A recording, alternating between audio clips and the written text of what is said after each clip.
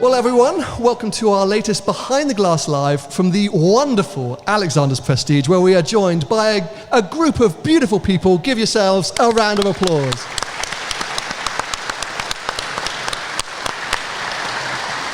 Thank you all for coming. We have learned that some of you have made your way down from Scotland. There's a couple here from the Isle of Man. Lots of people have made lots of adventurous journeys to get here. I made my way up from London. You that's did? far. Very far. This morning. You came in the world's most boring vehicle. Worth more than your car. Yeah. It's probably not wrong. I mean, it is. I mean, it just is. I came in the 360 today, which Tony likes to remind me is worth about £35,000 on a good day. Yeah. You came in... my new truck. Your new truck, which is... how much did that cost you? 60 grand. Yeah, it's definitely worth more than the 360. Yeah. And more comfortable and more fuel efficient. And you're like annoyingly proud of it. You're sort of like, oh yeah, got my new truck. Yeah. I could have cycled up here, mate, and still been in a better car than you. Well, that's really harsh. I did make him park round the back, though, because he arrived this morning, parked right next to the 360. And I said, go away. You're not coming in a truck and parking next to the Ferrari. He said, are you going to pay for the depreciation on my GT3 then? No. You know, a couple of people really insulted me this morning and thought I turned up in that Lamborghini Urus out there. I mean, are you joking? That would be your worst nightmare, wouldn't Whose it? car's that? That is Andrew from Alexander's in the very, very Larry Urus Performante, which we will be discussing with him a little bit later on. But yes, those of you at home, you probably will by now know the format of these events. We are about to launch into a Rate My Ride section, which we are always baffled people are willing to take part in. Love it. It's essentially come and just be berated by Tony. He doesn't like anything. And I've had a quick glimpse at some of the cars in the car park, and well, you're all screwed because there's basically nothing that he's going to be polite about, but we'll give it a go. So we're going to kick things off. First up, oh my God, do you even know what this is? Well, only because Ben told me. Ben, our videographer, gave Tony the inside scoop. We have a roof. So somebody here has bought a beautiful 911 roof, but I want to know everything more about it because it's not a yellow bird. It's not the classic CTR. At the back here. So, man with your microphone, if we can make our way to the back, please. We're going to ask everything about this roof because I'm fascinated. Well, I'm more fascinated about how you say it. Is it rough or roof? Or... Oh, I think it's roof. Would you agree that it's roof? Yeah, right. Roof I would agree with. So tell me everything. What model is this? What's the tweaks? Well, it's more of an homage to a roof, really. Ah, okay. Did you buy the badge off eBay? It's not a real one?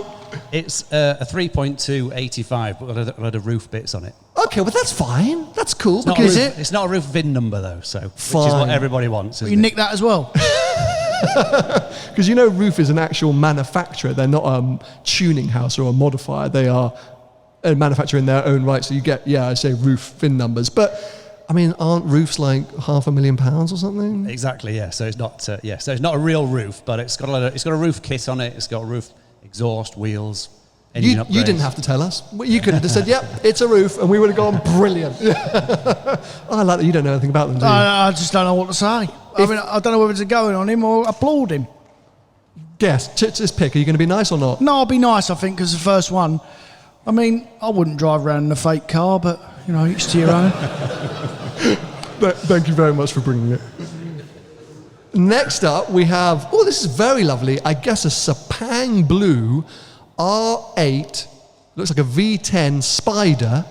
Oh, I met this man with a manual. Oh my God, this is the dog's car. Where is, he's got a dog. Monty the dog's car is an R8. Lift him up. If we can hand the microphone slowly across the room, please. Let's pass the microphone down to Monty. Let's ask Monty what he thinks about the car. If you could please hold the microphone to Monty's mouth. Monty, do you enjoy the R8? Yeah. He's enjoying the microphone, yeah. Eating the microphone. What do you think? I'm nervous to ask Tony what he thinks about this generation. I'm prepared. Yeah. How do you feel about this era R8? I don't really feel anything, really. bit numb. No, but do you not think it's a bit of an icon? I don't think, I think it could be, actually, to be fair. Oh. On a positive note, I think it could be an icon car soon. Like that first generation. I think post, the later variants, the facelift, they didn't hit a chord as me so much. But that was a seismic car when it came out, that era R8. What an engine. Why did you yeah. buy a manual? I Wheel particularly driver. love changing gears. I've always been a fan of an aspirated manual car. Yeah, and he knows how to drive, mate. Wheel drivers, Oh, manual right, gearbox. yeah. Yeah, don't Oh, have to fair. rely on a computer to get you around the corner. But if you really know how to drive, it sort of contradicts that he's bought a convertible. Because, like, what's the point? What's the point in a manual convertible? Yeah. Thank you. Thank you, chaps. Thank you very much. Done him in. Well, thank you for bringing it. I think very cool to see. Before we move on, I'm going to out Paul Wallace here. I don't care. He said that on the odd occasion, he does find that his car, which is a V10 manual coupe, may be a bit boring. Are there ever moments where you're like, I wish it had a bit more, or does the Spider nature give you that kind of... Yeah, I find with the Spider, I always enjoy it. Even if I'm just doing 30 in the city, Okay. I can still hear it, and I enjoy the environment around me. And if you're gunning it on the country roads, it's great. So It's got a great engine, mate. It's got a great engine. I Yeah, think it sounds Paul's an idiot. Well, he is. Yeah, we know that, don't we? Oh, yes, there's an F-Type here, ladies and gentlemen. It's your old car. I mean, it literally looks like your old car. It actually could be my old car, but it's an S. So that's a V6S, very nice red V6S. Hands up, the owner of the F-Type S. Well done, sir. That's a How beautiful could you tell car. that was an S from... Look, I mean, I zoomed into the badge. Oh, right. Yeah. I struggle with the visual differences between S and R, and You cheated. Well, I cheated, but Yeah. don't we all have to cheat? No. You know better than most how many times I get things wrong on this podcast. I didn't want to say All the while. Oh, it's an XKR. But no, that's a beautiful car. And people often feel embarrassed when they come up to me to be like, I've got an F-Type, but it's just the V6. I think the V6S might be the steal of the bunch right now. They're going used market, 30 odd grand, like lighter on the front end, still sounds the bomb. Like, I think that's a wicked car. So, and yeah, right, very similar spec to my original one. So bravo, thank you for coming. I already miss having an F-Type in my life. Oh God. You've had more F-types than I've had 488s. It's a good point. Yeah. But, there's always room for one more. Yeah. Fair. Alpine A110, hands up for the orange Alpine A110.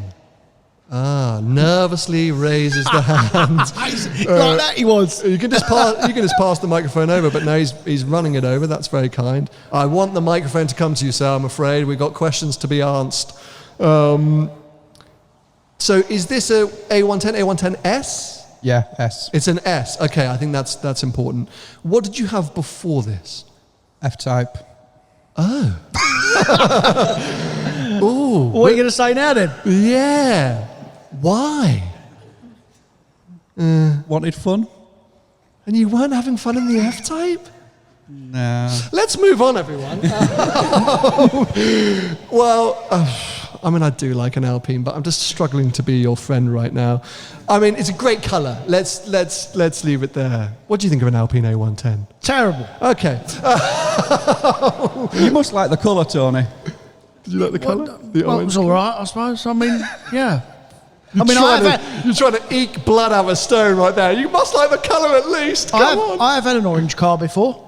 Didn't you have a 488 that was also Dino? No, I had a GT3 that was orange. Oh, yeah, you did? Lava orange. Yeah. Yeah, I you- filmed the collection of You that. hated it. I did, yeah. Yeah.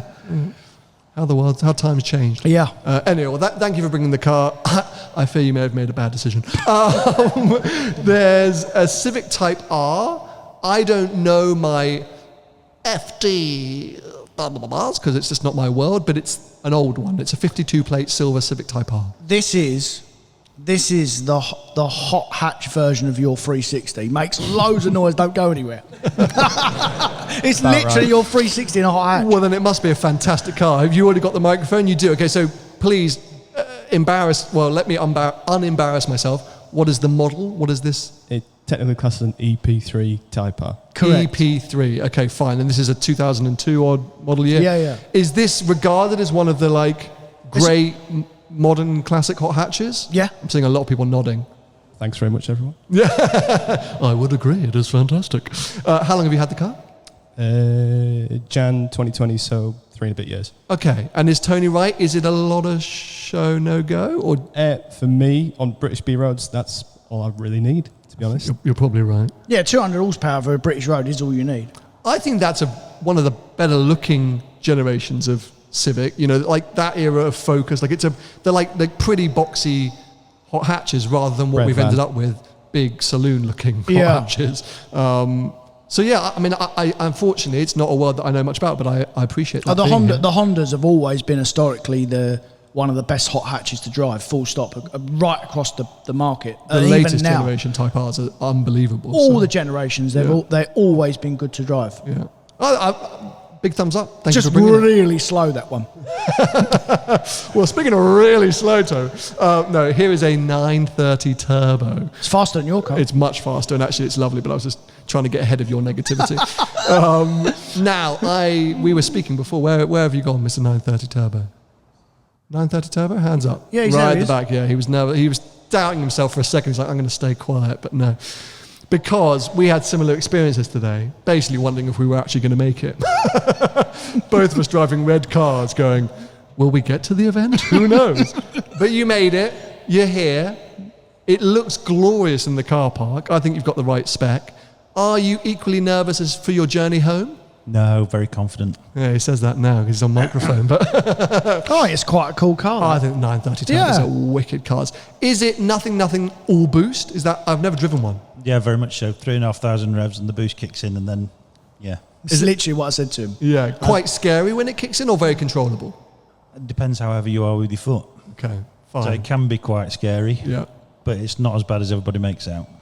I think that for me Yeah, is one yeah. of the iconic Yeah, 911s. yeah, Super for sure. cool, beautiful, beautiful spec, and yeah, I'm a big fan of that. I always love how wide those rear arches Yeah. are.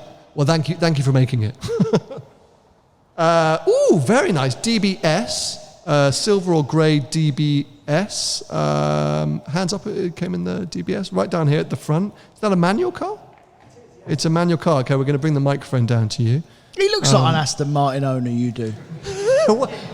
Why do you say that? What makes it? Well, like quite not a bad looking fellow. All his beard Watch is all out. nicely trimmed. Hello. It's all nicely trimmed. You know, like quite elegant. Are Put you together. elegant? Or He said, "Are you elegant?" Am I? Yeah, I'd like to think so. there you go. then, yeah. see? Perfect. Suits you perfectly. Yeah. That is a stunning car. These went through a real hotspot about 18 months ago, 24 months ago. People started going wild, saying this is the kind of car to have. Did you buy it at a good time, or did you? I bought it in the Kool-Aid, probably, didn't I? Yeah. Drank it all. I got it December 21, yeah, so Okay. probably in that period. Yeah, when those all going nuts. No, I think they're stunning. I think it's one of the more beautiful modern Astons for sure. Are you going to keep it forever? Never going to sell it? In my intention is to keep it, so... I don't think you got a choice. Yeah, you're probably right. And I got it past the life because it's one of the very few that's got 4 seats. So Well, practical. hey, we should talk after this. Tell me more. Has it got ISOFIX? Not so sure on that. Really stunning car though. I think that's really beautiful. Thank you again. Thank for you. Oh, really nice dark blue 981 GT4 with the silver wheels. But it's got red brake calipers. Who's done that? So, what do you mean who's done that? Porsche the factory, I think. Right at the back, the microphone. Will we get the microphone back to you quickly enough? Let's try. Just you can do pass the parcel, guys. You haven't got to. Oh, he's running. He's gone, look. He's gone. There's such lovely people up north, aren't Everyone's they? so nice, You know, in aren't London, that just get luzzed across the roof. Yeah. Literally. Just chuck it. Yeah, literally. So Tony wants to know, why did you do red brake calipers? Just because I was scared of if the ceramics went wrong, how much it'd cost. What? There's such a thing called paint. Why don't you just paint them black? Well, yeah, black. I would never paint them yellow because then it looks like I'm trying to make it look like Yeah, ceramics. fair. But Yeah. Why do you hate red brake calipers? On a blue car with silver wheels. You joking? I don't think it looks that bad. Well, if it's in your dress sense. It's in yours. Yeah, You're it's not all right. sponsored by Hugo Boss, but you tried to be. I could have an Aston Martin. You definitely couldn't. I love this spec. I think the 981 is such a beautiful generation. There's this GTS here, which is super nice. It's the Spider still here, yeah, at the back, the Boxer Spider. Like, it's a great sounding car, great usable car.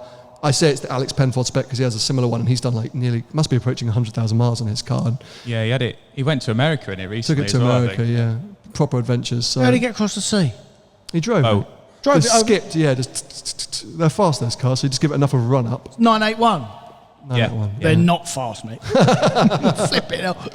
Very cool, though. Very nice. Very nice spec, apparently, apart from the red calipers. That's quite an unusual Giulia Quadrifoglio, grey with silver wheels. That's almost like a bit of a sleeper spec Quadrifoglio. Like them, don't we? We are big fans of those. Yeah. But you get those coming through every now and again. That's quite Got a one rare in stock spec, now. isn't it? Yeah, yeah. They're always red or black. So that's quite nice. I've to had see. grey ones. You've had a few grey ones. They're not as rare as I I've think. had some white ones as well. Just needs an update on that interior and that infotech. But Yeah. the grey Quadrifoglio, owner of that car. Very nice. I think that's a really, really pretty car. I imagine you're having a very good time with that. So thank you very much. Oh, now this is an interesting one. Up GTI. Now, we are big fans of Up GTI. Love them. Did you know the owner of this car is about 12 years old? So, man in the front row here, hold on to the mic because we'll just talk at you for a moment. My understanding is you passed your test without any lessons, straight in, turned up, bossed it, and your first car, are you 17 or you're 17 in a couple of weeks? No, 17 and a number of months? 3 or 4 months. So he's just 17. No, and he's his done well. First car was an Up GTI. He's done so well. Where do you go from there? Just stay. Your life is going to go downhill from this point. What, forever? Just in an I Up think GTI? so. You pass your test with no lessons first time and you're getting Up GTI. Hey, Sam's top tip, everyone. All go out and buy Up GTIs because that's where you go from there. No, but at that age, Oh, at that's that age. unbelievable. Yeah, it is, yeah. What a car. Please don't crash it. Be What careful. did you have at 17? You had that old Golf, didn't you? 1.4 litre Golf. Yeah. Mark IV. Absolute gem. That's why I wanted an R32 so much. Yeah. Because that was like the halo Yeah. product. But yeah, Up GTI is still very cool. That's very, very cool. So thank you for bringing it. Congratulations and well done. Speaking of R32s, there's a Mark V R32 in the car park. Who bought the Mark V R32? Oh, okay. Can we get the microphone, please, too? Go in on him. No! No. Why didn't you buy the Mark IV? No. This is a stunner. So, how long have you had the car, sir? About 4 years now. About 4 years. Do you love it? I love it, yeah. Manual or is it DSG? Was the auto? What was the It's manual. manual? Okay, that's a proper bit of kit, and it's a 3-door. Yeah, see, this is a winner. Good engine, that. That's a proper car. That must be a ton of fun. Is it a stock exhaust, or have you been naughty? It's completely standard. Wow. What mileage has it got? 90,000. You were going to make an offer until that point, weren't you? Well, no, I wasn't going to make an offer. I was just trying to work out what it's worth. What's it worth? 8 grand? 10 grand? 20. No, I it's like to think 10. Yeah. which means it's worth 6. I think they're awesome. I just prefer the boxer shape of the Mark IV because that was my era, my generation. But I mean, this will be an infinitely better car. But for me, it just started to be Golf's getting bigger and more bulbous. But I've always quite liked the silver grille at the front. I know it's a bit controversial, but it's a wicked car. Thank you so much for bringing that. That's really. I'm going to come and check that out after the recording. That's very nice. Got a JCW Golf in Mini in green with the plate PEP. Over there. Over there, the back. That's very nice. We're big fans of these. We did that hot hatch tour a few years ago with JWW and Paul. These are wicked little cars. They are, yeah. Just loads of character, loads of personality. The green is very nice. Is that a factory paint or is that a wrap? No, it's factory paint. Yeah, that's very pretty. They're cool cars. Do people, hands up if you still think Minis are kind of cool? Yeah, I like that because I do feel like they've started to go away from that. Like some of the newest stuff, I know I'm a fan of the electric, but basically no one else is. And I worry that they were losing some of their appeal. But I think the hot hatch, the little JCW 3-door Minis are still pretty cool. Yeah, I've got a GP3 in stock at the moment. That's a They're good car. proper nuts, Yeah. but they just literally torque steer everywhere. Those things. Yeah. And do you like the colour green, or did you buy it because the internet told you to? Well, at the time I was after a Cooper S, and then I just saw it, and I was like, I like green, Yeah, so yeah. why not? It looks well with the black wheels and the black roof, doesn't it? Yeah, no, that's yeah. really nice. That really, really nice. Thank you. Got a Mark 7 GTI. Oh, and this is from Ireland. Who came from Ireland? No. Yes, an Irish car. Please, let's get the microphone across to our Irish friends. Top of the morning. Friend. Did I get that right? That was all right, wasn't it? Not too bad. Wasn't great. Where in Ireland have you come from? Dublin. Dublin. We've been there. We've been there. We did a whole little Irish tour. It was one of our first little tours, wasn't it? Yeah. When did you come across, sir? Yesterday morning. Oh, yeah. I imagine if you did 10 years ago. You just happened to keep the car on those plates. Amazing. Well, thank you so much for making the journey across. That is commitment that we really appreciate. We wanted to come back to Ireland, didn't we? We do. I want to do a Northern Ireland tour at some point and do Giant's Causeway and stuff like that. I think apparently the roads up there are supposed to be really nice. We had to go. I think we took the wrong cars when we went. Well, the roads are shocking, aren't they? Terrible. Yeah. So It's you're a problem. You're probably doing all right in a hot hatch like that. You're probably having quite a lot of fun. That's what we should go over. Defender or hot hatch? I think we should go back in hot hatches. Not supercars. No, that we were wrong to be in supercars. But I Yeah. think in hot hatches we probably have a bit of a laugh. I think actually. so. Let's look into that. But Yeah. wait, thank you so much for coming. Really, really appreciate that. What is that? There's like an Alpha. Is this the 156? What's this? Sport wagon? But what's the numbers? Who's coming? He's grinning. He's like, yep, they got my car. So what's the I'm getting number? violated here, aren't I? No. Not yet. He will He's ruin getting you, but violated. I'm very happy. So it's a 156. 156, and the sport wagon. It's not a GTA or anything No, like that. it's GTA as well. yeah. Oh my god! I'm a mess in my pants. Oh my god! This is so cool because I think the Alpha estate cars overlooked. You know, people always like going mental about S4s and M3 touring. So like, what about an Alpha sport wagon? Does it work? Yeah, I've had it just over a year, and it's broken down once. That's all right. But he's only done 50 miles. Less than my 360. Yeah. Oh yeah. How many miles have you done it? That's a good point. 8,500. That's Not too okay. bad. That's probably worth a few quid, that car, isn't it? It will be. Yeah, it's like it depends on the mileage. Up between 10 and 15. Don't be so stupid. 15 grand? Are you joking? I think these are awesome and something different. Oh, it's got a little V6 in it? Yeah, little 3.2. V6. Yeah. V6. Was it 3? 3.2. Yeah, 3.2. That's not a little V6, it's quite a big I V6. thought it was a 2 point something, but no. Oh man, I think these are wicked cars. They look the bomb. I wanted to have a go in one, and then I watched some guy on YouTube who was like running an Italian garage somewhere, and literally he's like, "Let me talk you through all the problems with my car." And it was like a 42-minute video. And I was like, "Oh, that scares me a little bit." But yeah, super cool. Thank you for bringing it. I've kind of been keeping my eye on these for a while, even though clearly I know nothing about them. So yeah, really, really nice. Thank you. Oh, this is a bit up your street, isn't it? Love it. Is this a Talbot Sunbeam with the rally lights? Who bring that?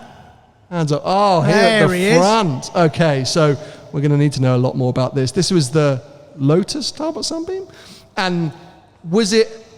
It's not a homologation car, is it? It is a homologation rally car. Yeah. Wow, That's really cool. that's super cool. And what's it like to drive? Like, tell us everything. Be terrible. It's very, very quick in terms of I had the engine done just over 12 months ago now by the Works Rally, 1980s Works Rally Wow. team guy who used to build the engines for the team. Wow. Stock standard, they were doing about 150 brake. So it's really fast then. I give it to him at 170 brake Totally and he being gave me back sarcastic. at 236. Oh, so it is really fast. 236, my God. I think they're wicked looking things. And obviously, in its era, this was a properly competitive car, right? Yeah. As an yeah, actual yeah, rally won the car. 1981 World Rally. Yeah, it's, Unbelievable. And wasn't this what Jean Todt kind of, he was a co-driver, right? Was he? In the Yeah, Toivonen, yeah, he Yeah. sadly got killed, didn't he? Yeah. I know Jean Todt was, I was saying. Who are you saying? Yeah, Toivonen? and Todd, yeah. Yeah, I think he was a co-driver in the Sunbeam, I think. How old is that car? Is it 81? 82. 82. Sold as me, that 1982. car. Yeah, it looks it. Yeah. It looks better than me. And it was Super a car I wanted when I was this young man's age. Okay. But I couldn't afford it. Very I don't know cool. if he's done that with the up, but Yeah, they yeah. were 8 grand when I was sort of 19 years old, and it was just out of my reach. So What's it worth now? clubs valued me at 50k. Wow. It's unreal. Super. That must be amazing, and congrats for making a dream Yeah, come thank true. you. I think that's Thanks. really, really cool and unique, and I love anything with rally lights on the front, so big fan of that. That'll Well be the best car here today. done. It could be. Yeah. There's a 1M behind it. I know you're a fan of that. I had one of them. Actually, you all came together, didn't you? This is the 1M and the M2 as well. So we've had a good turnout of GT4s and M2s today. But 1Ms are proving to be pretty good bets at the moment in the old used BMW world. I love the wheels on that. Oh, and the Z4M that's here with the CSL bits. I met you. Where have you gone? I met you at the Cafe and Machine event the other day. That's a really nice car with all the CSL bits. Kind of overlooked car. Mm-hmm. There's some nice BMWs. Oh my God, there's a brown 911. Or is it a 912? Who's come in the brown 70s? Here we go, at the back here. Can we get the microphone? Sorry, just pass backwards. There we go. Tell me everything. Is this a year? A 72 911T. He's only young. How old are you? 31. I mean, have you got a girlfriend? I'm married. He's married. Look at that. He's got a brown car and he's married. You completed life. There's two of us. Yeah. Oh no, I just sold my brown car. That's unbelievable. How long have you had the car? Say again, sorry. How long have you had it? Oh, not so long. I have had a lot of air-cooled 911s. It's a bit of sort of my thing. But Okay. that one only about 6 or 8 months. How are you finding it? Love it to bits. It's got a real rare feature. I don't know if you're familiar. 72. Well, it's brown. It's really rare. That's the first thing. Exterior oil flap. Ah, okay. So this is one of these niche Porsche things that everyone else in the room is going to be like, Oh, right. yeah, I've got yeah, that's it. And I'm fully aware of this. So this was a year of production where for some reason the oil flap was on the outside and they moved it where, underneath the bonnet or in the back? Where did they put it afterwards? Back to the back. Back to the back, Yeah. okay. So you have two, it looks like two fuel fillers, right? Correct. On each And- side, but one of them's oil and one of them's fuel. I believe that mistake was made a lot in America. Yeah, okay, God, we should go and You have two lunch. should get a room. Yeah, we should go and have lunch and bore the Flipping hell hell. out of everyone. Well, this guy, roof guy next to me, he likes it, so you can shut up. Yeah, yeah. Well, he's got a roof. Don't listen to him. It's a fake roof, It's don't a forget. fake. It's not even a real one. Absolutely stunning, super cool. I'm a big fan of you, that. mate. I'll come and have a little nerd around. Thank you so much. I won't. Oh, and that's it. That's the end. That's the end of our selection from Ben, who's becoming a little bit more selective with the cars he includes. As I say, I know we had a lot of other GT4s. There's a yellow M3 here. The owner was very nervous of us including. So there's a lot of other beautiful stuff in the car Was park. there not a white Escort Mexico or something? Did Who I had see? the Escort Mexico? Was there a white old Escort knocking around? Right at the front. Oh, he's been before. Yeah, he's back. Did I go in on that car before? We got the microphone slowly making its way forward. Give us 2 seconds. Yeah, quick. I want to see. He came last time in a very special Jag. Oh, he's got in the Jag last time. Remember, yeah. The Jaguar. And you told me you had that car. Yeah, I remember. Yeah. So I thought I'd bring it today. And you I'm going to have a look at that. It's up your street, that, isn't it? Not really, no. But I'm going to have a look just to be I brought polite. it just so you didn't like it. Yeah, no. Just to be mean about something. You were one of the first to arrive, and we both went, "Oh, that's cool." That's pretty cool. Yeah. And I think both last time we were impressed that you came, with your +1, and we're equally impressed this time. So, but all these youngsters come in all these Larry cars today, and arguably the two old boys at the front have come in the two coolest cars. In your opinion? So, well, they are old. No, the coolest cars in your I mean, opinion. they are, yeah. I like the F-Type and the brown 911. Yeah, but you would. Yeah. Peculiar man. Anyway, thank you so much for all of you bringing it. Sorry if we didn't rate your ride and you were desperate for Tony to absolutely ruin your day. We will be in the car park after this, so you can beg him to come and look at your piece of junk. Anyway, we will move on. We've got a lot to chat about, including my trip to New York or to America to drive the manual Speciale. Oh, yeah. So let's touch on this slightly. So at the time of recording, the video is about to go out. So hopefully those of you listening or watching at home, you would have seen that main channel video now. So you'll know kind of most of the things that I said. So they got an exclusive? Well, those of you in the room, yes, you are getting an exclusive. But we can elaborate on what I do say in the video and my thoughts and my feelings. So to recap, this is a bit of a pet project by a guy who runs a company in the US called Modificata. They manually convert things like 360 challenges, I guess 355 challenges. He's done, a few manual conversions. Oh, they've done it before? Oh, yeah. Fair. I didn't know that. I thought they'd... No. So that's their history. Mm-hmm. And he himself, the founder of the company, is like manual obsessed. Like literally if a car's not manual, he's like, piece of crap, don't like it. Like what? So he's opposite to you. Hates anything that's like not you. manual. Yeah, within reason. Right. I appreciate cars that are not manual, but I prefer manual. Wait a minute. Wait, sorry. Oh, God. Who prefer... No, I want to know. They're all-wheel drivers, so I know the answer. Who prefers a manual over an auto? Yeah, hands up if you prefer manual. Oh, it's about 50% actually. It is, isn't it? It's about right, isn't it? Hands up if you would consider manual swapping a Speciale if you owned one. Yeah, about 2 people, 3 people, yeah. Okay, so this is what it boils down to. So he drove the Speciale, he drives a lot of Ferraris, drove the Speciale, went, I love this car, the Speciale is amazing, but it's not manual. And he thought, well, why didn't I try making it manual? Like no one else ever had that thought ever, right? Apart from the 3 of you who are clearly drunk, like no one went, oh, that's a car that would really benefit from manual. But he is insane enough to go, I think this could be all right as a manual. Took them 3.5 years to figure out how to do it because different to a 360, even a 599, manual cars were produced from factory. So all you have to do is kind of find the parts, find maybe an example car, see how it all works, and you can do the swap. It's a big job and it's a complicated job, but it's possible. 458, they literally had to be like, how on earth are we going to do this? So it took them 3.5 years. Now, some of the special sauce, some of the zhuzh of how they did it, they don't want repeated, which I understand, because this isn't, as far as they've told me, a commercial project for them. This is just one guy, he loves the cars, he just wanted to do it to his own car, and so he's not like looking to commercialize that necessarily. And he doesn't particularly want it repeated? I guess not. I mean, but anyway, long story short, the bits I can tell you about, the gearbox itself is like a mishmash of 360, 430 manuals, like loads of different bits and bobs, but the shifter is literally from the 360. I put my hand on it, I was like, oh, lovely. It's my car. But the big, two of the hardest parts, firstly the pedal box, obviously no such thing as a manual 458 pedal box, so they take it from the 458 GT3, so it's an AP Racing race car pedal box, and then obviously the electronics, because you basically have to hack the electronics to convince the computers to accept a manual shift or a manual box. So I think the computer part was probably the hardest. The pedal box is weird though, because hands up if you've driven any kind of racing car ever. Okay, very small group, so just the gang at the front. Essentially a race car pedal box, clutch pedal if you have one is usually very short travel, as it is in this, so you have very short movement in the clutch pedal, and then the biting point can tend to be towards the ground. It's not always the same, but it is at least for this car. So as soon as you come off the ground, or it's not even the ground because it's short travel, you're at your biting point. So you've got to get used to that a little bit. The brake pedal is largely unassisted, so it's quite a firm feel. There's not a lot of assistance. You get quite a lot of feedback through it, but it's quite hard to judge if you're used to driving ABS cars with lots of assistance. Did it have ABS? Or it has ABS. It's everything's standard. There's only one thing that is not on the car that is on the car from factory, which I can't say because it reveals too much. But fundamentally, the driving experience is exactly the same. You're just shifting gears. Okay. And so, but then we come onto the accelerator, and that's where it gets computer driven. So did you know? This is classic Ferrari, and again, I talked about this in the main channel video, so apologies if I'm repeating myself.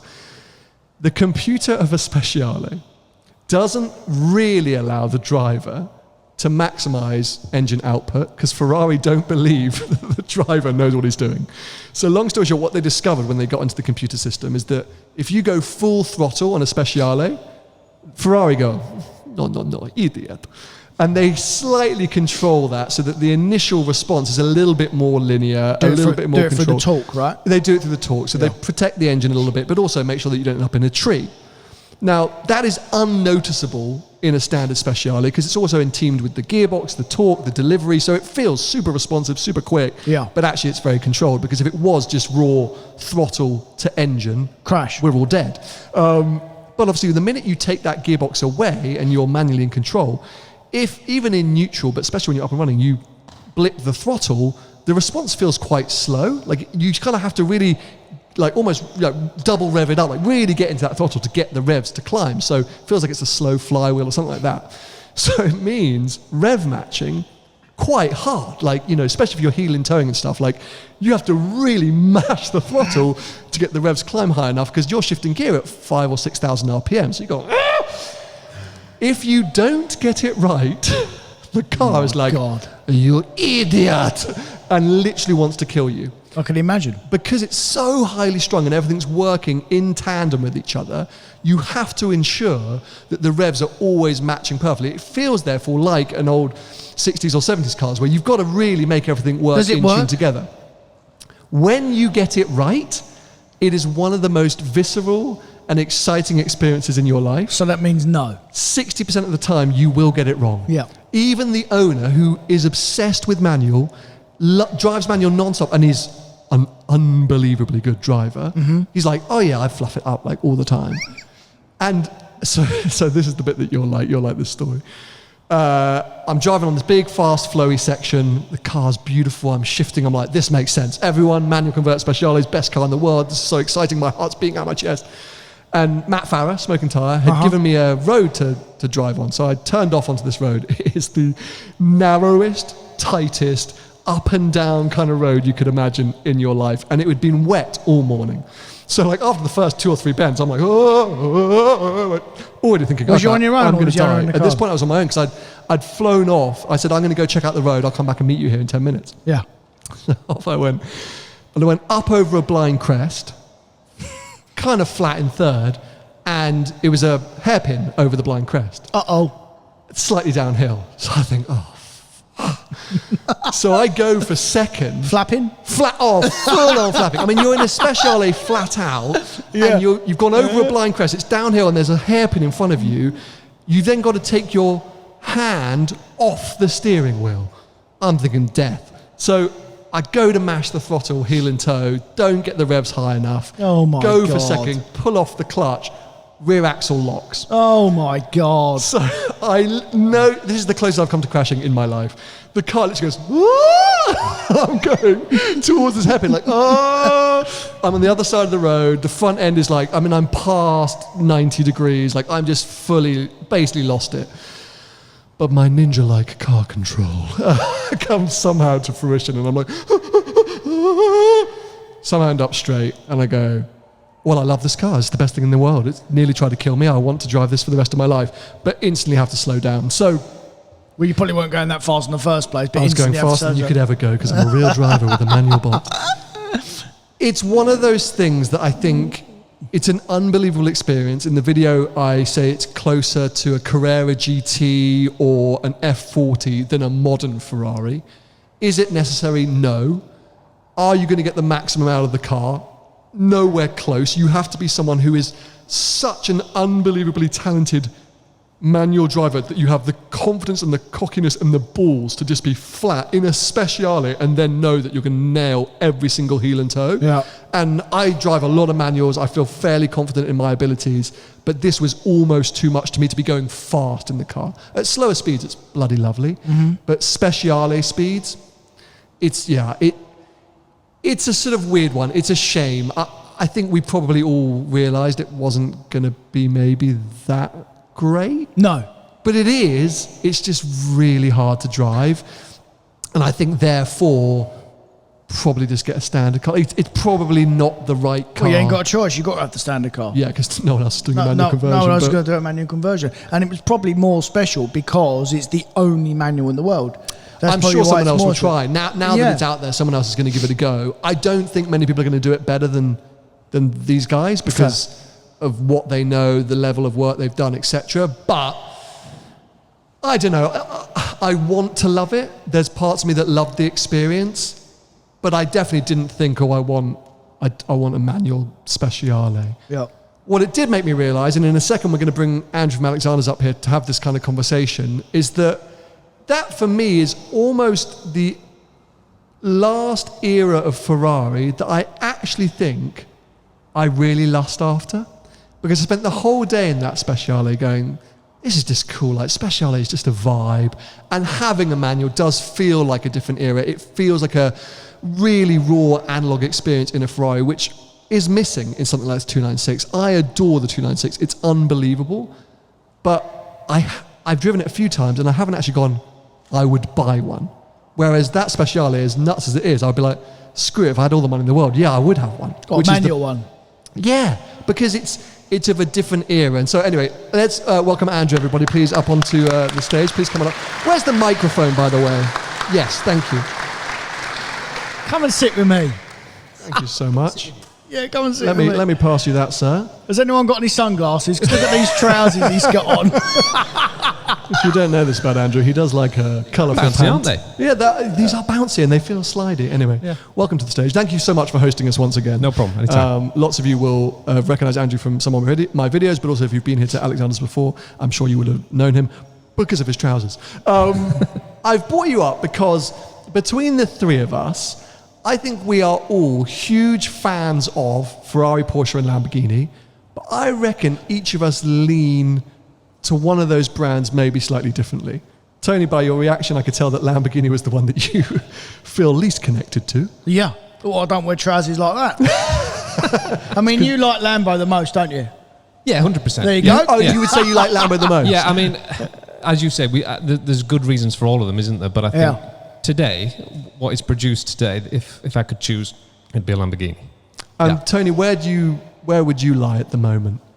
I mean, it's a really difficult question for me. It definitely wouldn't be Lambo. I flip between Porsche and Ferrari. Like, some weeks I'm Porsche, some weeks I'm Ferrari. Where are you today? Porsche today. But if you ask me tomorrow, I can say Ferrari.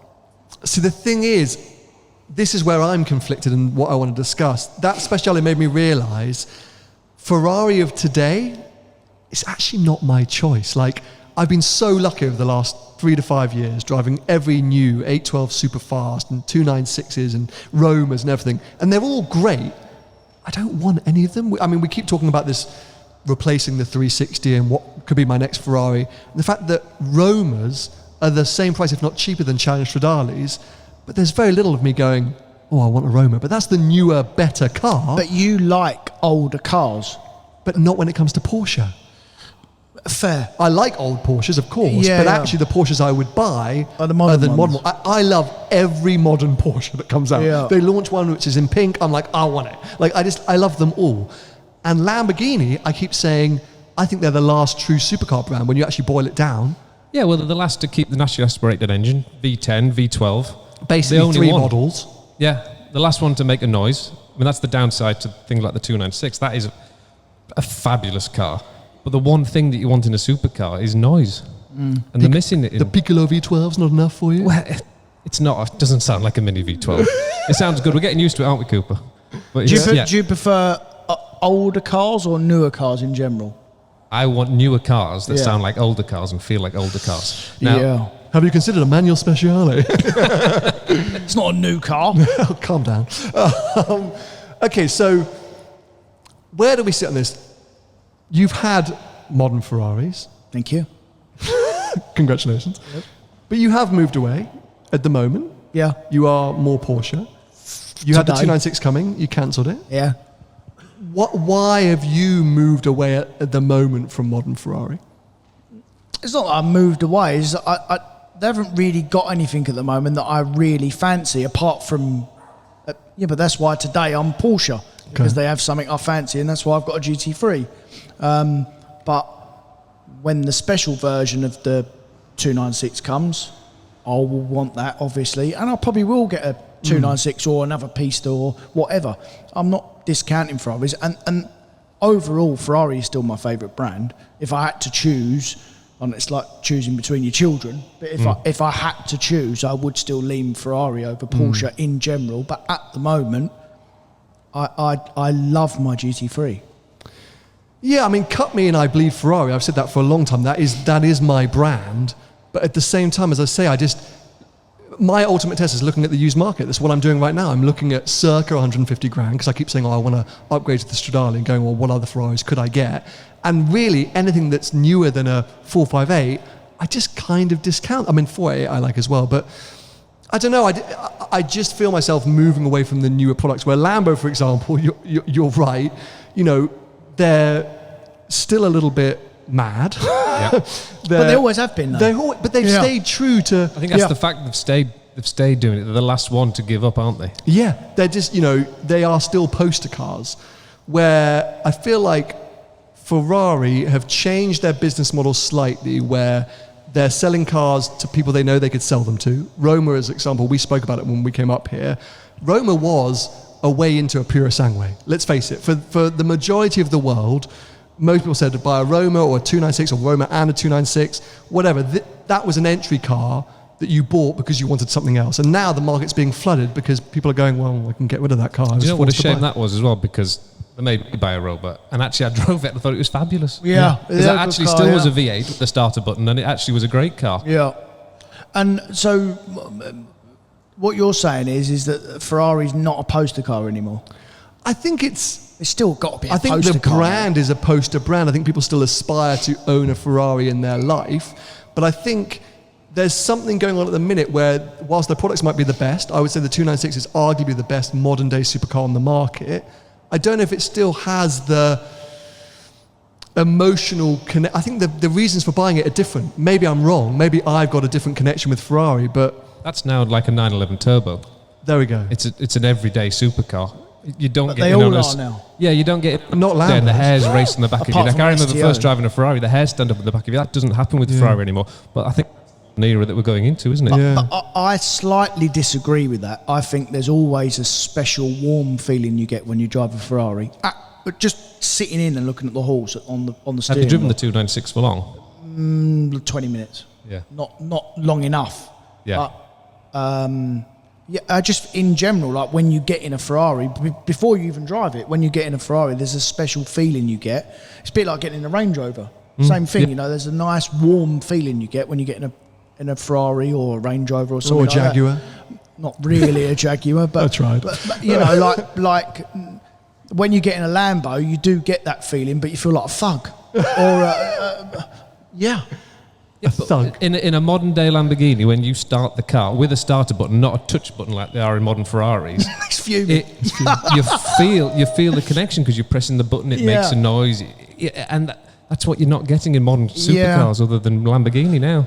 But that's going to change, right? I mean, they're going to have to change at some point. Well, the Revuelto, that's hybrid, isn't it? Yeah, Revuelto may have but it's a still a different- V12. I think Lambo have done well to keep doing their thing, and I think they will continue because it's a different brand, a different product. I think what's been interesting in recent years, apart from Tony's new hate, is Porsche delivering what has felt like, up until a point, very exciting products to our masses. There's a lot of GT4s in the car park. I was talking to people today. They're the best at it. Well, for that reason. It seems to be most products feel desirable to us, where, I don't know, maybe I'm over-analysing it, but I'm driving Roma Spider this week. Ferrari sue me for revealing that, but I'm driving Roma Spider this week. I'm not that fast. Like, of course, like, don't get me wrong, new Ferrari, very cool, like, but I'm a bit like, cool, it feels like a job. Like, where in previous years or times, like, I'd be like, oh, I can't wait, I'm going this week. Where, yeah, it feels like work. But the Ferrari Roma is like you getting an invite from Porsche saying there's a standard Carrera here, Sam. Would you be that? I think if it was a 992.2 global media drive, I'd be buzzing. Really? Yeah. Well, truth be told, I would. Why, good coffee? Yeah. What the reason? Porsche did good coffee. He gets brainwashed all the time. I think so. Okay, so let's do an audience test. We could debate this, I'm sure, for hours. So we'll do a hands up for each brand. So right now, if you had all the money in the world, put your hands up if you would buy a Lamborghini. Come on. Oh dear. Okay, so that's about 10 people, so you're losing there, Andrew. Hands up if you'd buy a Porsche. Pretty much the whole room. Yeah. Hands up if you buy a Ferrari. About a third. So Porsche, the clear winner. But wait. wait, where does Cooper go? Lambo. Yeah. His father's son.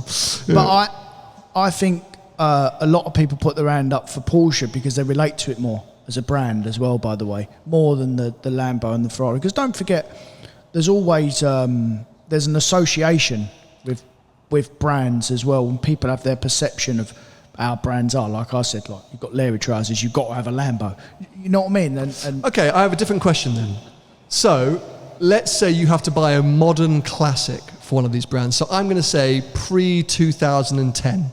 So and that includes Ferrari 250 short wheelbases. So you've got all the money in the world, lottery money, Euro Millions money. Hands up if you're buying a pre-2010 Lambo.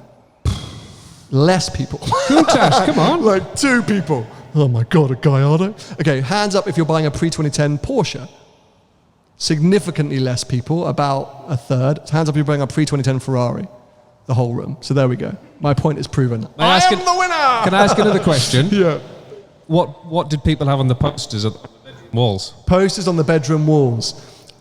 Okay, well, we can do another hands up. Go on. So, hands up if you had a Lambo on the wall. Hands up if you put a Ferrari on the wall. Hands up if you had a Porsche on the wall. I think that's all pretty.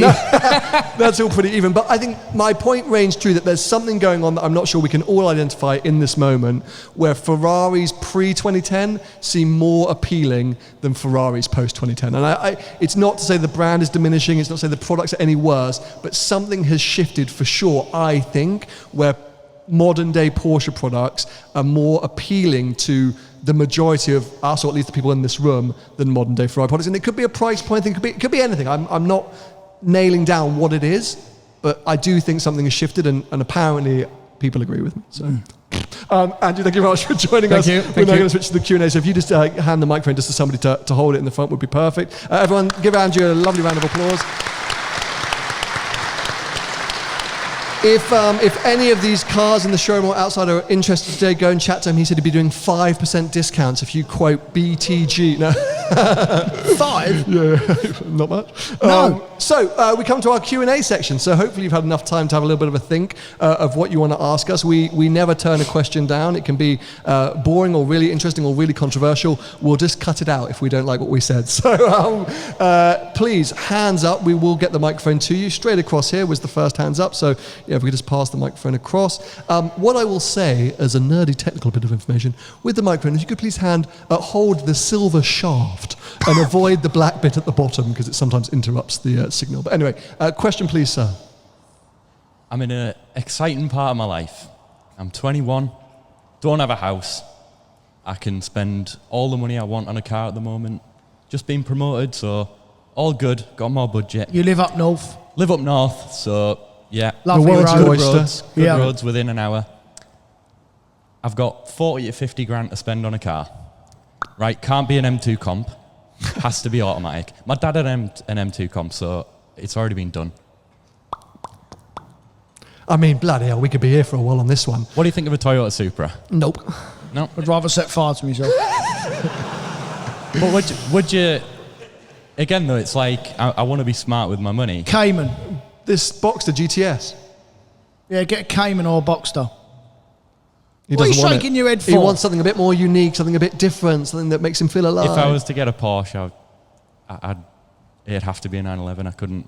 I've Get never been a fan of a 996 Cayman or a Boxster. 996 Turbo S. That's a bit snobbish. So, somebody shout something out. Someone said GR Yaris. It's a good one, but I'd For like... 40 to 50 grand, is that how much they cost? No, they're like 37. 30, Yeah, something yeah, like that. no. But I want automatic as well because I'm like Tony and I've done racing, so like I know that automatic's fastest. Correct. And the best. Correct. Do you Come not on, think find A45's a bit boring? find us after because I think we could be here a while. But I mean, Well, that's a Porsche. I mean, they've all put their hand up. yeah. Everyone's put their hand up. I It's a had my Porsche. hand up for Porsche as well. That's the yeah. embarrassing thing. I would get a 981 GTS. I mean, I think that's a wicked car. You'd probably be all right residual value wise. Yeah. PDK like sounds the bomb. That's where I would go. Yeah, Anyway, thank you for the question. We'll talk later, Andrew. Yeah, we'll talk later.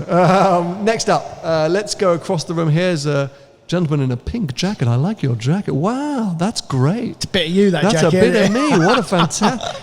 Is that a bit of you? Yeah. I would buy a 360 actually. Ah, you were not going to get one for 50 grand, sir. They're worth at least 120 these days. All right. No, I'm lying. My question, what's your guilty pleasure car? Oh, that's a great question. Guilty pleasure car. Wouldn't tell your mates about. What you tell your mates about? Oh, you wouldn't tell your mates about? What have I said that you've just launched at me at? Everything. Yeah, fair enough. Literally everything you've ever owned. Guilty pleasure cars. I like electric Fiats. Fiat 500, I like that. That's all right. Was that a guilty pleasure? I guess so. It's the first time I said it out loud. So, everyone knows I love an XC40 Volvo. That's not a guilty pleasure. What's a load of crap that I like? I mean, you turned up in it today. Go on, what's your... I'm more interested in your guilty pleasure. There must be something. I have got one. Go on. I mean, I'd never buy it with my own money. Here we go. 675 LT. Yeah, not a guilty pleasure. I don't think. Well, it is, mate, because I'd never ever... but I do always look at them. Yeah. But I'd never buy one. Yeah, fair enough.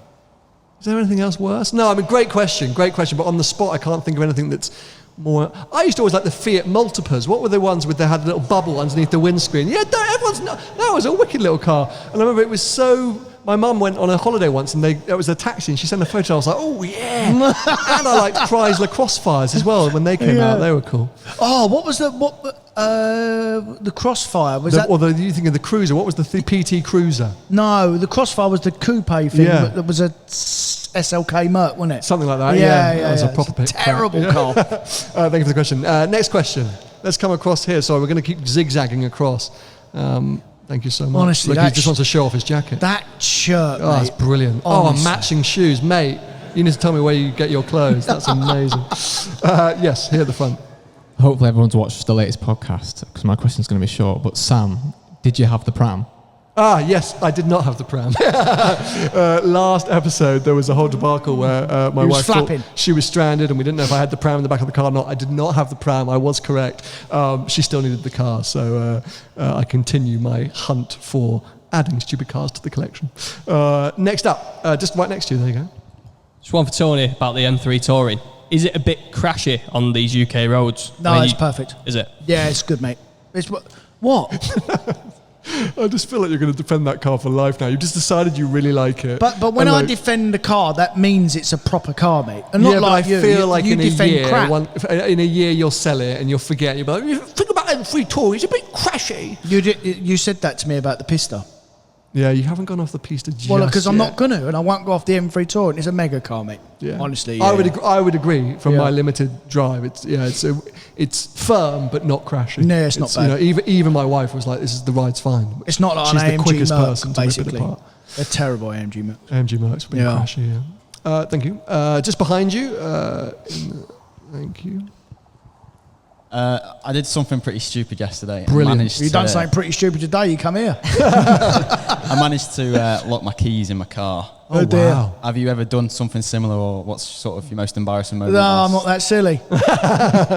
Have you done anything silly in a car? No. Like that? Do you know what? I'm really good with keys, obviously, being that I own a motor motor dealer, dealership. yeah. Yeah. But some people are you good with keys? You don't know, do you? He don't know what's He's going too on. high up above. He doesn't know what's Yeah, happening. he don't know what's going on. He Just don't even know what lords up cars from he's the got in balcony, looking down. Sell some cars, minions.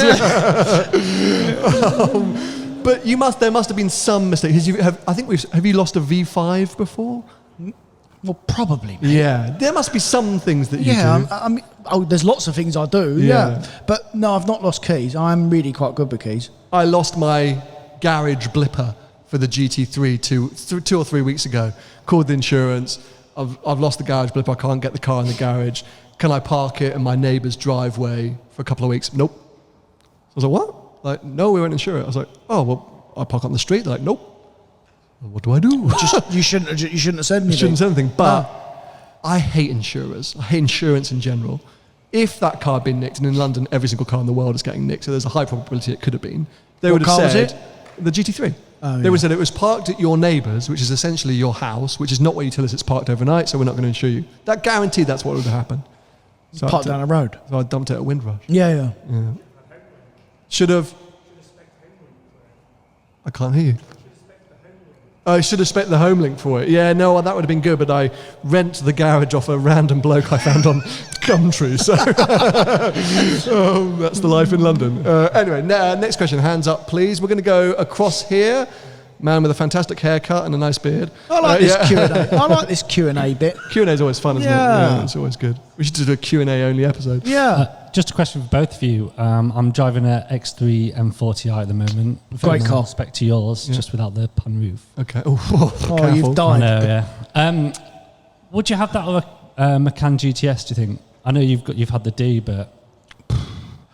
To use every day, probably. Family of 4, 2 young kids. To drive, no. The Macan drives better. But does it drive better on a daily basis, going to the shops, doing the kid run, probably not. But if you like to drive, the Macan does drive better than the X3. But probably to use every day, the X3 be a bit more practical. How often are you in sport mode in the X3? When his wife's not in it. Yeah. No, but genuinely. It's fairly new to me. I got it in June, so a bit, and going out into North Yorkshire and driving it. But day-to-day comfort or adaptive, really. Yeah. It's a great engine, that car. It's a wicked car, and that's what I mean. Like, it's so quick, and it is very capable. Bit quiet. Yeah, a bit quiet. I think I'll get the exhaust done. Is the green Macan out the back a GTS? And did you know? Yeah, there's a very nice green. Yeah, I saw it. Yeah. Which is beautiful, and I do think they're cool. But I don't know. Macans have always felt to me a car for the masses, even though it's a Porsche.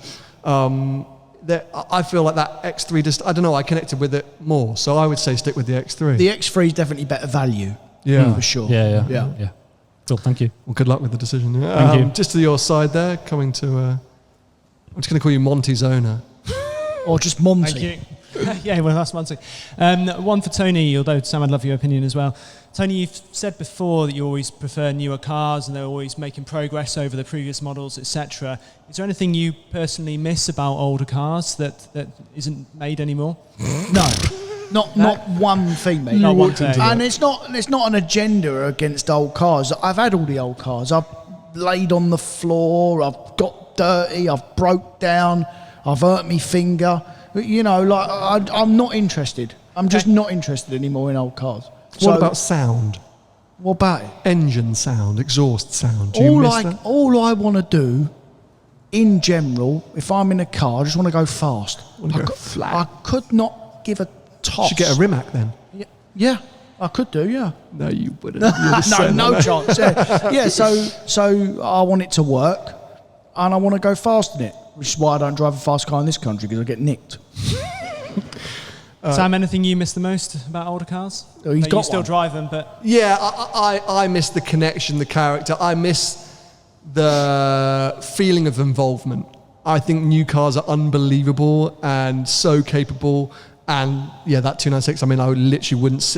by the time I get to the end of the driveway here, I wouldn't know where the 296 had gone. But I just like the connection of feeling like you're driving the car, not that you're just a passenger in the car.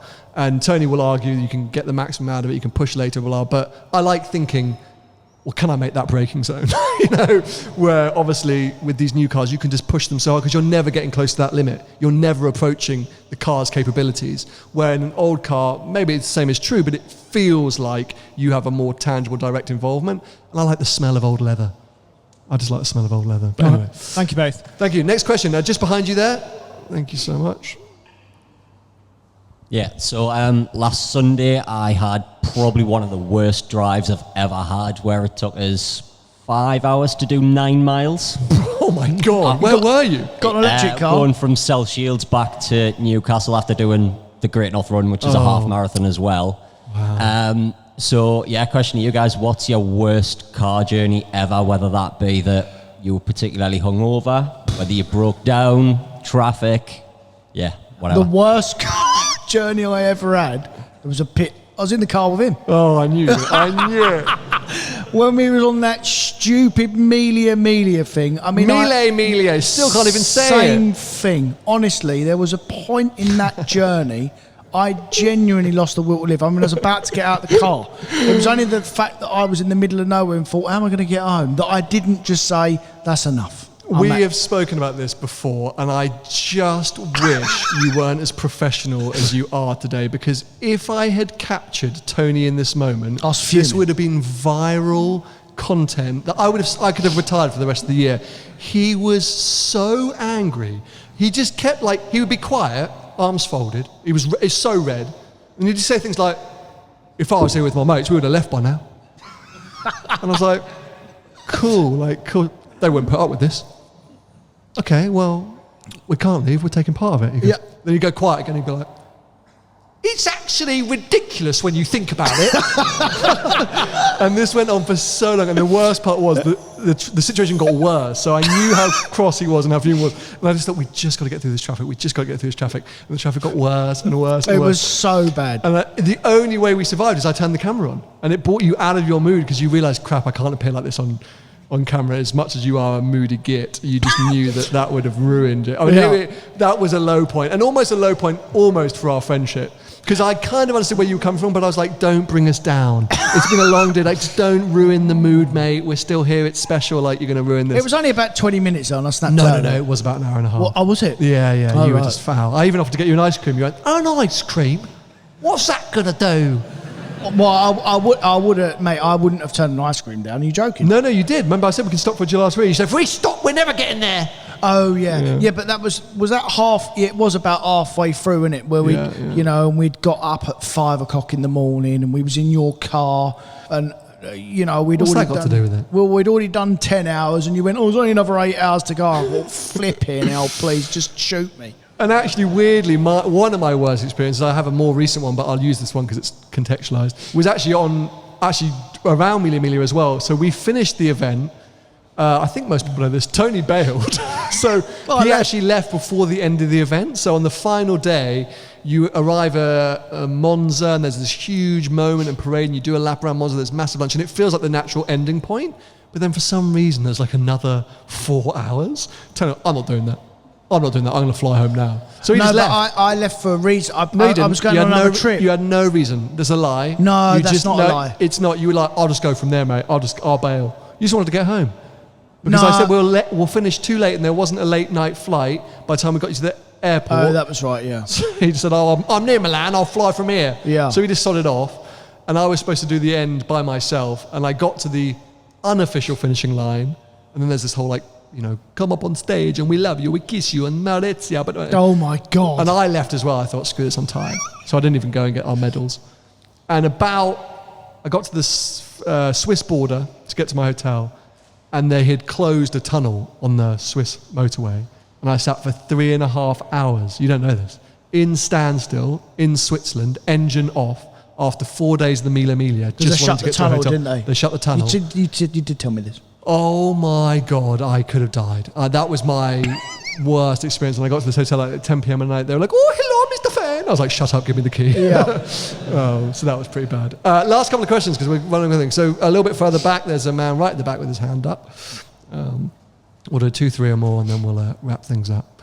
So I was just wondering, when you got your GT3 allocation, did you automatically get a paint to sample allocation as well, or did you have to apply for that separately? Or Yeah, so no, I didn't. I went in, they called up, I think I've spoken about this before, the way it came out, I'd badgered them for ages, then it kind of all gone quiet. I put a story up on Instagram saying I still want one of these cars.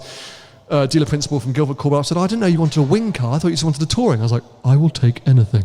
And they're like, oh, I've got a wing car for you. So I was like, oh my God. So to confirm the slot, I had to go in and put an initial spec in and pay the deposit, just so that we had something on file. And when we were there and looking at colours, I said, if a paint sample slot, if it's possible to have paint sample, I want paint to sample, but for now let's go with, I think I locked gentian blue or something like that. Yeah. And they said, okay, we won't find out until later in the year. And then they called me that was about March, and then they called me in June saying, we have the good news, it's a paint to sample slot, but we need you to decide your colour in 4 days' time, otherwise we'll miss the slot. So I had to decide, in about 4 days. But luckily, because I always knew that maybe I was going to get one, I had kind of gone through that process beforehand. But yeah, and the other request I had was for an exclusive interior, and that was said no, so that's why I went to D-Class to get the Pasha. Last couple of questions then, just in the middle row here, man in the maroon jumper. Motorsport question for you. If F1 didn't exist, which form of motorsport would you two form a team in? And then equally... Form a team in? Correct. And then which one of you, don't cause an argument here, but which would be the team principal and which would be the driver? Well, I'd have to be the driver, because he can't drive. Are you joking? Are you mad, mate? Mate, it would want to win. Just wait till Austria. Just wait till Austria, mate. Wait till Giving Austria. it large, yeah. Turn one. How many laps do you want him to go in front of me? Oh, mate, I went, you're giving it all the chat. Yeah, so he can be team principal, because he's quite nerdy like that. I'll be the driver. Definitely. As long as Verstappen's your teammate. Yeah. Which formula? What series? If F1 didn't exist. Oh, if F1 didn't exist? Yeah. Flipping hell. I would be between endurance, so like Le Mans. Yeah, I was going to say Le Mans. And weirdly for me, IndyCar, because I just like single-seaters. It's deaf. Yeah, but, you know. No, I wouldn't do IndyCar. Because you don't know how to drive. Because it's deaf. Yeah. Le Mans. Wheel drivers can do IndyCar. Yeah. Yeah, that's why they go back to F1. After F1. They go after F1, yeah, but let's do Le Mans. You know you can do Fun Cup. We should do Fun Cup. It's a crash. That would be hilarious. Yeah. Okay, hands up, last question lottery. Come on, someone right here at the front, grey jumper. Come on down. Keep your hand up so they know where the mic's going. There we go. Yeah, perfect. Hey guys, do you think if anyone's going to get the electric car formula right, it'll be the new Cayman? Well, electric sports car formula. No. I tell you why.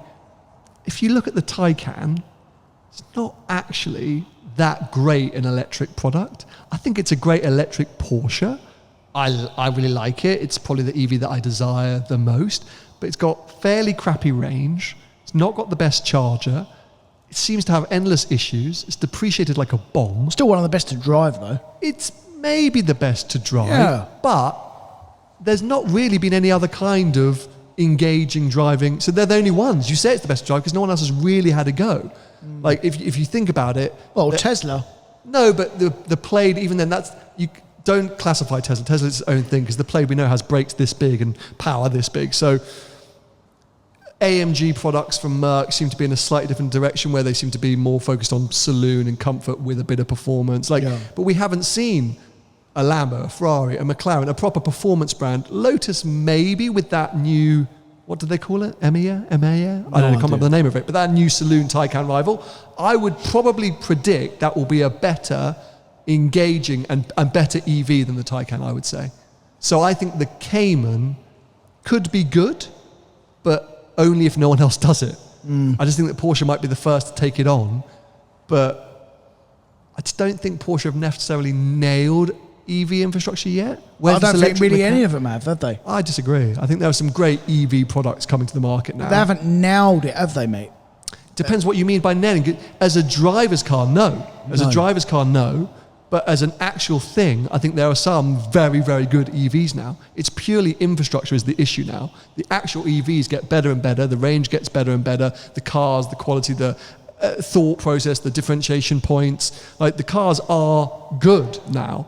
There's not too much wrong with the cars. It's just the fact that who wants a 200-mile range, and the fact that if you leave your home and you're doing further than 200 miles, you've got nowhere to charge it.